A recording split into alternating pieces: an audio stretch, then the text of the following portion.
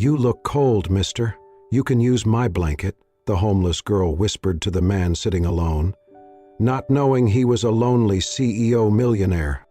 Night in downtown Chicago bled into silence, save for the hum of distant traffic and the sharp whisper of wind rattling trash cans. At a deserted intersection by an abandoned gas station, Evan Cross stood alone, his breath visible in the chill air. He wore a heavy coat, but each gust seemed to pierce deeper, reminding him that no fabric could numb the emptiness within. At 39, Evan was CEO of Pinnacle Hotels, a chain he had built from childhood scars to fill the void his family left behind. Tonight he was far from boardrooms and business flights, standing beneath a flickering street lamp, smaller than ever. From the shadows beside a rusted, decrepit van parked behind a closed bakery, a figure emerged. A young woman with golden hair that caught the faint light like threads of spun sunlight. She approached cautiously, clutching a thin, frayed blanket to her chest. When she spoke, her voice was calm yet soft, matching the quiet night. "You look cold, mister. You can use my blanket." He stiffened at the offer, about to refuse, but before he could speak, she placed the worn blanket in his gloved hands. It landed gently, as if she were offering him something fragile and rare. "I am used to the cold," she said quietly. "But you look like you lost something." Street lamp glow revealed her eyes, clear, bright, yet framed by sorrow. They were eyes that had known hardship, but still showed empathy. Evan felt a sharp pang, a memory long buried. His older brother had protected him from their stepfather's cruelty, sacrificing his own safety. That memory tore into him tonight. He gripped the blanket with trembling fingers. He considered turning and walking away into the darkness, but she stayed, steady and still.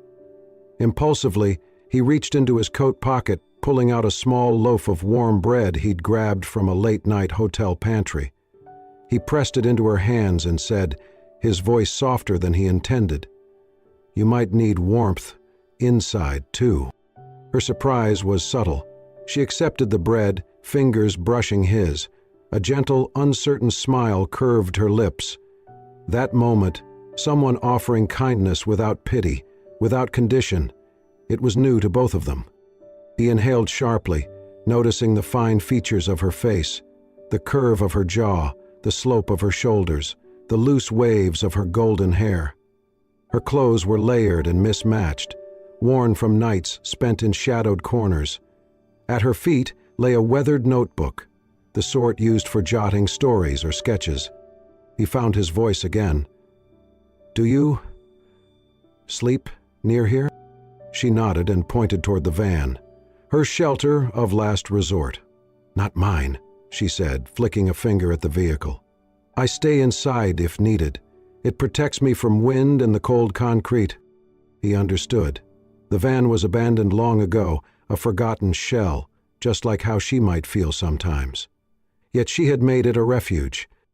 She tucked the blanket under her arm. "I have grown used to being invisible," she admitted, voice soft. Evan felt stripped of pretense. "I am Evan Cross," he said, offering his name, even though the cold and his grief warred within him. She paused, tilting her head, evaluating whether this stranger was someone she could trust, then, quietly, "Rosie." A long silence passed, filled only by the faint glow of streetlights and the distant rumble of cars passing on Washington Street. He nodded and moved closer, uncertain and tentative. "May I sit for a moment?" She shrugged, lips pressed in a calm line. "If you want, I won't pretend you're not drifting." They stood side by side, wrapped in that thin blanket, sharing silent company on a night where loneliness had become normal. Gently, he covered a portion of her shoulders. She leaned in, as if to rest briefly on a stranger's warmth. She tucked a strand of hair behind her ear and met his gaze. "Thank you for the bread." He let the silence stretch, then nodded again. "We both need some warmth tonight." Rosie looked toward the broken windows of the gas station and the dark van beyond. She looked at Evan then, as if measuring something unseen between them.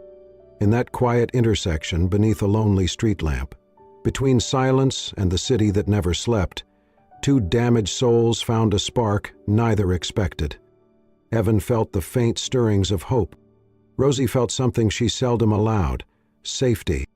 They were strangers, yet for this single night, standing there under pale light, they were exactly where they needed to be. Night after night, Evan Cross returned to the same deserted corner of Chicago, this time arriving with purpose, his expensive coat swapped for a plain jacket and jeans. He walked from the gas station to the abandoned van where Rosie often sheltered, careful to remain unremarkable. The city's bright lights felt distant here, and somehow the contrast drew him in deeper than any boardroom ever could. One evening he found her nestled inside the van, a small beam of flashlight flickering over her golden hair as she bent over a tiny notebook. She wrote with steady focus, utterly absorbed. Evan hesitated, then knocked softly on the van's door. She looked up, startled, softening into a shy smile. "You write in there often?" he asked gently. "What are you working on? Looks like the start of a story." Rosie lowered the light, cheeks coloring under the faint glow. "Just little stories for children," she admitted, a quiet humility in her voice. "I used to teach preschool. Now I write them, so I do not forget them." Her confession struck him. He slid a hand into his jacket past and emerged with a steaming cup of hot cocoa he had purchased from a 24-hour convenience store a block away. He extended it carefully. "I got this for you," he said softly. "You need it more than I do. The kids, your students, they would love having a warm teacher." Rosie blinked, her fingers trembling slightly as she accepted the cup. She wrapped both hands around it, closing her eyes briefly, drawing in the heat. "Thank you," she murmured. They shared a quiet moment in the hush of the empty street. The wind rustled debris near the gas pumps. Evan stayed silent, watching her hold that cup as if it were a fragile treasure. She finally looked up, meeting his eyes, and the air between them felt different, comforting rather than lonely. Rosie cleared her throat before speaking. I lost that job because I reported my boss for inappropriate behavior. He denied everything, and the school refused to hear my story. After that, no one would hire me. I lost everything. I could not even tell my parents. I could not bring them shame." Her words settled heavily between them. Evan felt his heart twist. His brother had been the only person he trusted, the only anchor. Now he was gone, and he felt adrift. Rosie's pain mirrored his own in ways he could not deny. He swallowed and asked softly, "So, you only wanted someone to stay?" Her gaze flickered into the darkness. "I do not need rescuing," she said firmly. "I just fear people will leave, like others have left me." Evan's chest tightened. He was that person, the one who failed to stay when his brother needed him most. He felt a tremor of regret. For minutes they simply sat in companionable silence. The wind passed at intervals, carrying city murmurs from blocks away. Evan cleared his throat. I come back because I want to see if you are okay." Rosie looked at him, surprised, a soft light kindling in her eyes. She shifted slightly and tapped her notebook. "You make me believe in kindness again. I look forward to our short talks, even when you disappear. It gives me something to hope for."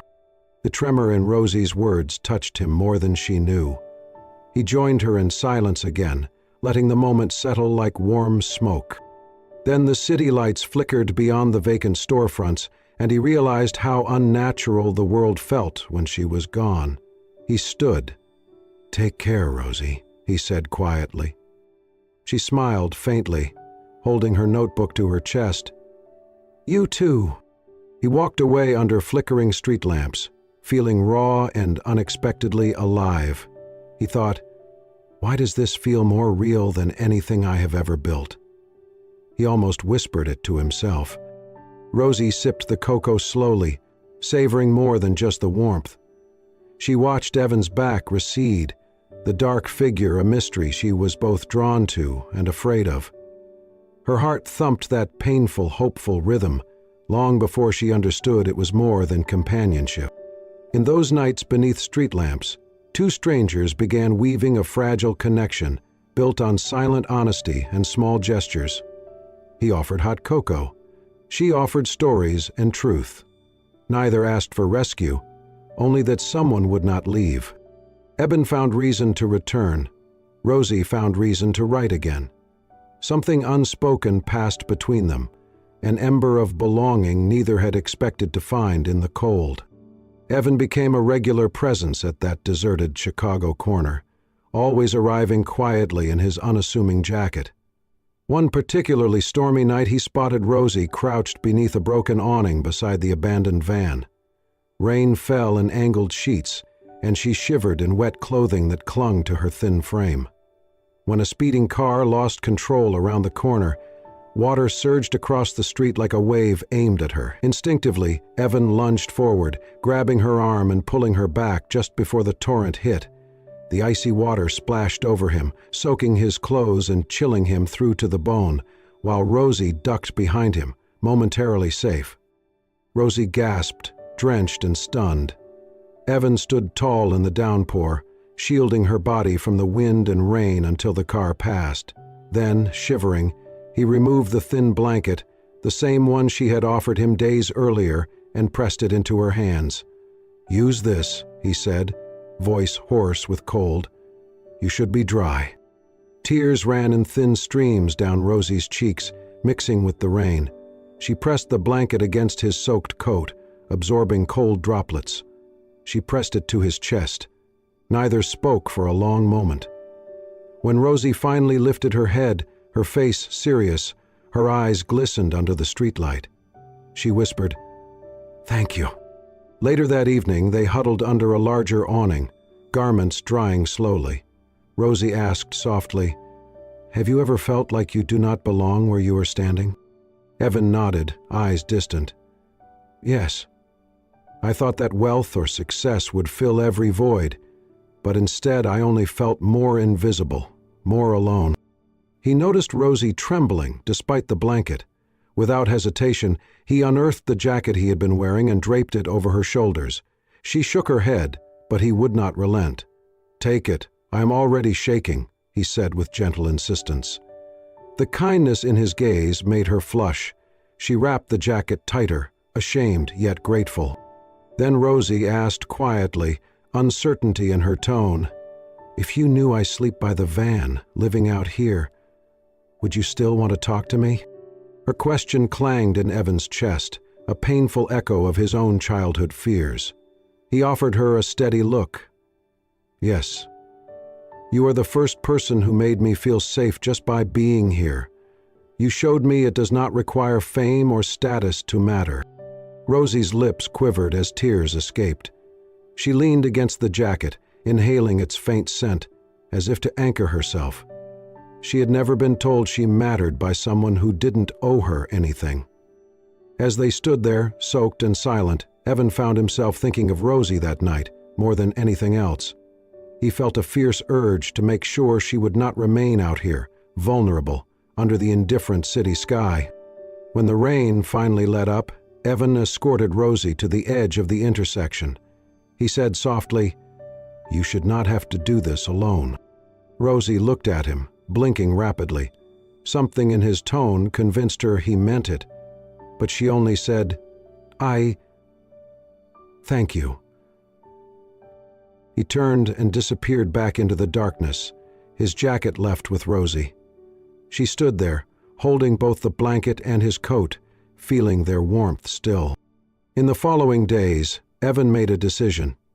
He returned often, not just for their conversations, but because he realized Rosie could easily be forgotten by the world. That freezing night, the lives intersected, and afterward he felt compelled to do more. He envisioned finding a way to help her, something practical, something lasting, without revealing who he really was.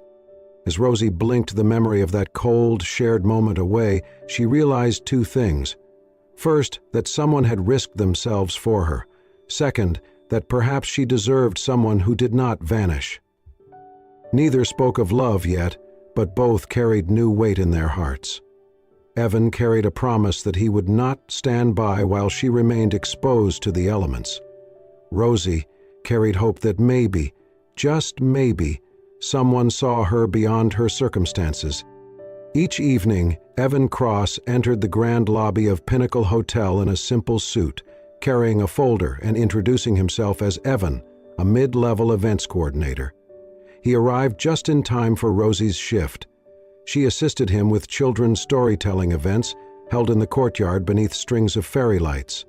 With a small notebook in hand, Rosie read tales of kindness and courage. From a discreet corner, Evan watched her. The children leaned forward, entranced by her warm, golden voice. After each event, as families drifted away, Evan approached. "You tell stories beautifully," he said, voice gentle. "Those children adore you." Rosie's cheeks flushed as she nodded shyly. "Thank you," she replied softly, glancing away as if recalling a childhood she had lost and a future she longed for. Over the week, Evan made small gestures. One morning, Rosie found a brand-new notebook and sleek pen on her desk, accompanied by a note in delicate handwriting. "Keep writing your stories." She ran trembling fingers over the notebook's cover, clasping it to her chest. Her eyes glittered with gratitude and bittersweet hope. Evan saw potential in her, respected her, even without asking about her past. Rosie threw herself into every event, arranging cushions, welcoming children, practicing her stories. In the evenings, she returned near her shelter van to write new lines by the lamplight, the notebook from Evan giving her renewed purpose. Evan drifted by occasionally, quietly adjusting props or offering encouragement, watching the walls of doubt fall away from her growing grin. Usay said, "Tony Milo." One afternoon in the staff lounge, Rosie overheard two managers. "Mr. Cross wants the proposal by day's end," said one. "CEO isn't available to meet personally," answered another. She froze beside the coffee station, heart racing. The voice conveyed authority, not the easy warmth of Evan. She recalled their night under the street lamp, blanket and cocoa shared. Evan had never mentioned a last name. The unseen CEO sounded commanding. She touched her lips, unnerved by the revelation. Later, sneaking into the ballroom, she observed Evan taking a private call. He straightened his tie, placed a leather-bound notebook against his side, and spoke with calm confidence. "Proceed with the pavilion renovation. Yes, I believe in the team." His tone was resolute. That man was no coordinator.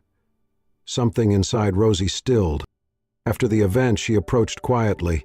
"Evan," she said softly, using the name he had always answered to. "You're not just the event manager, are you?" Her voice wavered.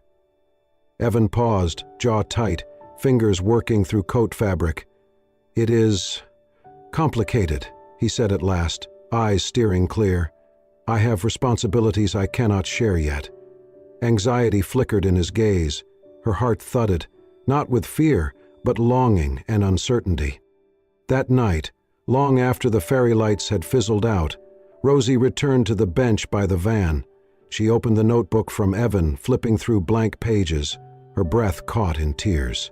She looked toward the hotel reception desk, where Evan stood polishing glasses. He glanced her way, expression unreadable. Her inhale faltered as the truth sank in. She had come to care deeply, and she feared he was unreachable. Later, outside under the street lamp, she remained until Evan emerged. When he saw her, he held up her coat, the one he had lent after rescuing her from the rain weeks ago. "You forgot this," he said softly, extending it to her. She closed her fingers around the fabric and his hand when he hesitated to pull back. That simple gesture spoke volumes, mutual reverence, growing affection, and unspoken fear. Evan turned and walked away without another word. Rosie stood rooted, clutching both the notebook and coat. Her hands trembled, resolve settling in. She whispered to herself, "I cannot uncare now."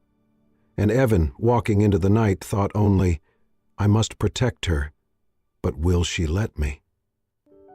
Walt said, Evan trembled, and when he did, they had stepped together into his world, a world of corridors, key cards, and rigid roles. But neither had yet bridged the truth between them. Yet beneath it all, something fragile and hopeful simmered, waiting to be claimed. Evan avoided the city corner for days. The street lamp visits stopped. He buried himself in the office, navigating tense negotiations and investor demands. No calls, no cocoa. Rosie noticed his absence. Each evening at the storytelling events, she carried on, smiling for children, but something inside her felt hollow. Without Evan's quiet presence, her tasks turned mechanical. She kept wondering, had she done something wrong? One afternoon, during a break, she confided in a colleague. "I feel out of place," she whispered. "Maybe he only spent time with me because he felt sorry for me."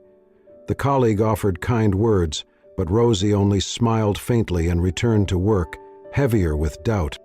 A few days later, an unexpected message arrived, a request from corporate to review event feedback in the executive office.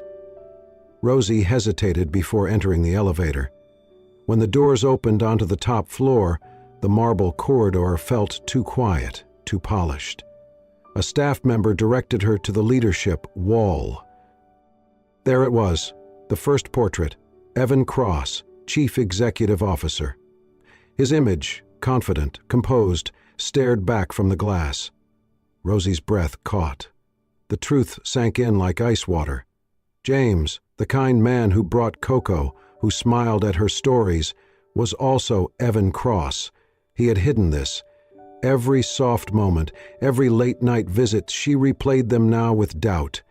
She turned and hurried back down the stairs, fighting tears. Outside, night had fallen. She collapsed beside the rusted van, pressing her cheek to the cold metal, her heart breaking in silence. Inside the hotel, security footage showed her departure. Evan froze when staff told him. Watching her leave, a familiar ache returned. Regret. He returned to his office, replaying every word he hadn't said. He had hoped she'd never find out this way. He had hoped he could be just Evan. That night, Rosie sat at her old curb, the blanket wrapped tightly. She remembered the first cocoa, the way he had stood between her and the rain, his jacket, his hands. Were those moments real? Evan arrived near midnight, his steps slower than usual.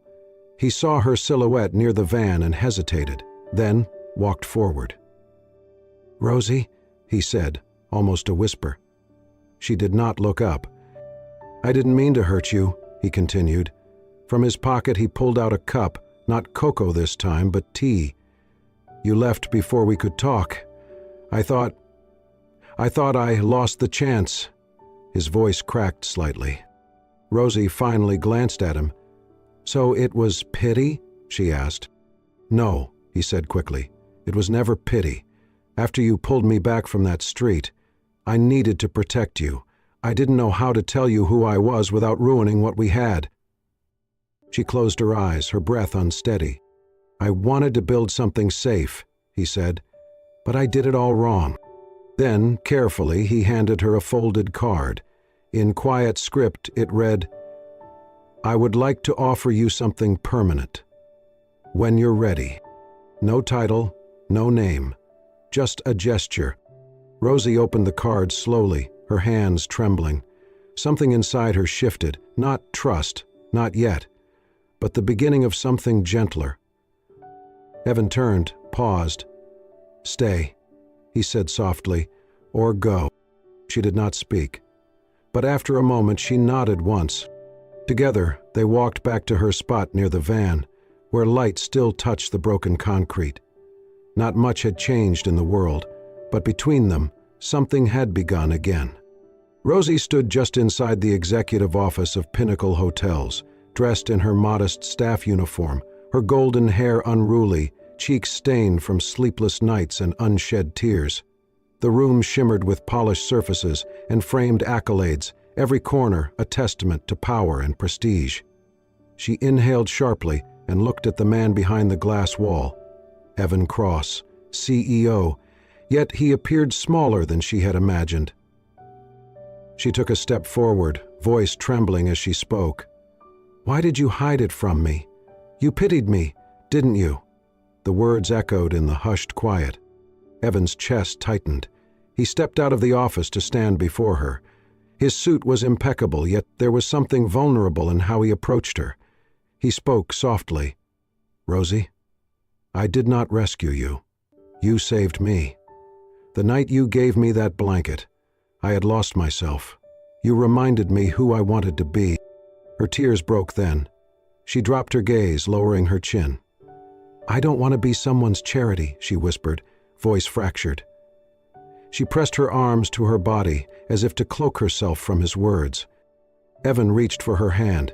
"No, you're not that," he said, his voice firm but gentle. "You are the first person who made me feel like I was not alone in the world." He held her hand, and for a moment Rosie could feel warmth, watered by regret that he had let her go. Silence settled around them, thick and full. Then Evan gently pulled a small package from his jacket, placing it into her hands. It was a slim book, crisp and new. She opened it to find her own short stories printed inside. On the first page lay a note. "You see the beauty that I had forgotten. Do not stop believing in your words." Rosie inhaled sharply, clutching the book to her chest. Tears fell as she looked up at him. She could see earnest admiration and something deeper flickering behind his eyes. Evan softened as he watched her. He leaned in closer, voice nearly a whisper. His breath caught. "I never meant to hurt you. I was afraid. Afraid you'd walk away if you knew who I was." She wiped her eyes with shaking fingers. He remained silent and steady. The tension in her tightened shoulders eased slightly. She opened her mouth to speak, to demand something definitive, but only managed, "Your pity wouldn't last. But seeing this," her voice caught on the book, "this means you mattered." He nodded. "You matter more than any business deal. You mattered from the first moment." Her eyes flicked to the framed certificates on the wall, then back to his face. She fought to stem the tears. Evan paused, then offered softly, "I wish I could say everything else fell away, but I cannot erase the past. But here, with you, I want to be honest." They stood a long moment before she whispered, "I don't know if I can just erase how I felt." She lifted the book again, holding it between them like a fragile bridge. Evan managed a small, shy half-smile, voice husky. "Then we build slowly. I will wait, and we start again. Without secrets, without distance." She nodded slowly, though her eyes remained glossy, and then they stepped toward each other.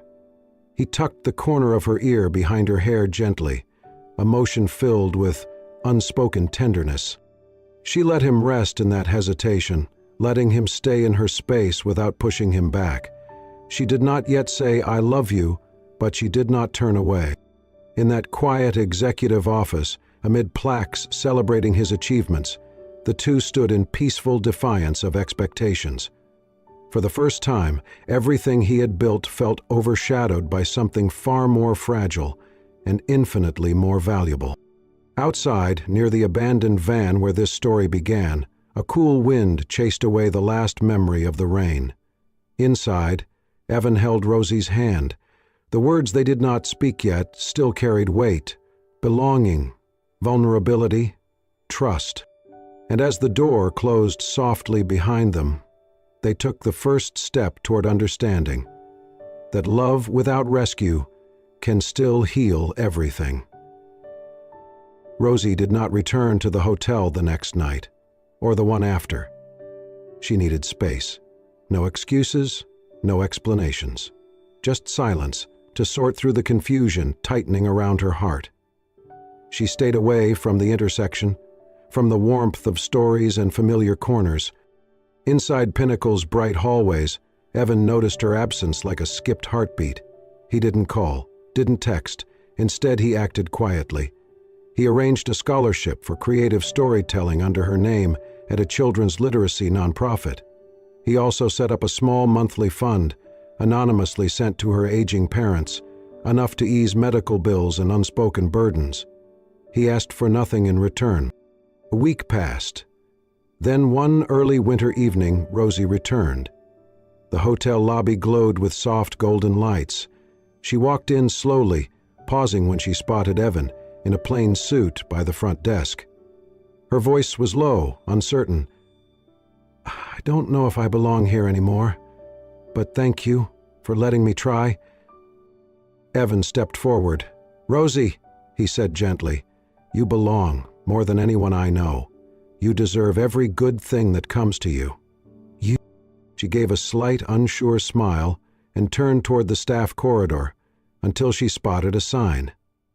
A special storytelling evening open to the public, hosted right in the courtyard. It was tonight. Later, as families gathered beneath fairy lights, Evan stepped to the small stage. "Tonight's storyteller," he announced, "is someone whose words make the world softer. Please, welcome Rosie." He turned, eyes proud, as Rosie stepped into the glow. Her voice, steady but tender, filled the space. She read tales of quiet courage and hope found in small acts. Children leaned forward, hanging onto her words. Parents exchanged smiles, moved by the warmth in her tone. Halfway through, Rosie glanced at the event program. Her breath caught. Listed beneath the sponsors section was a literacy outreach group, the same one that had printed her stories into small booklets. Her fingers trembled. Evan had done this, quietly, long before she even saw her own worth.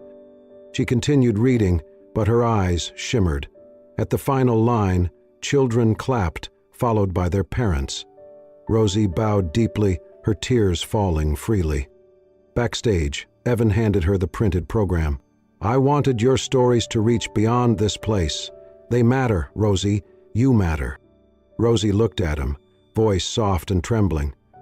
"You saw me, even when I couldn't see myself." He smiled.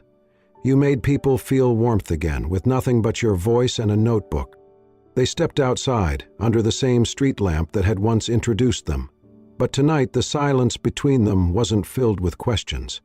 It was comfort. Evan brushed a damp strand of hair from her face. She didn't pull away. Her head rested on his shoulder, and her hand settled lightly on his arm. They began walking, side by side, past the lit courtyard, toward the street where she had once slept near a van. It no longer felt like exile. It felt like part of the path that had brought them here. Rosie looked up. "Can I stay?" Evan didn't speak. He simply took her hand. And under the soft glow of winter lights, two people stood not as CEO and former runaway, not as rescuer and rescued, but as equals, bound by trust, quiet love, and a future they were ready to build, together. The expedition. 3 months had passed since their first encounter beneath a lonely street lamp. In that time, Rosie had changed. Her golden hair gleamed under lobby lights, her posture straighter, her voice more confident. The scholarship allowed her to study storytelling, and now she was Pinnacle's official children's events coordinator. She looked like someone who finally belonged. Tonight was the season's final storytelling evening.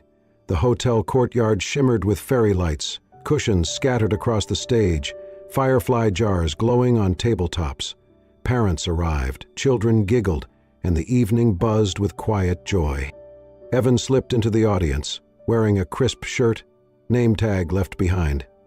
He watched Rosie step onto the stage, calm and poised. "Tonight," she said into the mic, "we share stories of courage, kindness, and the small things that matter most." Her voice carried warmth and familiarity, and the children leaned in, captivated.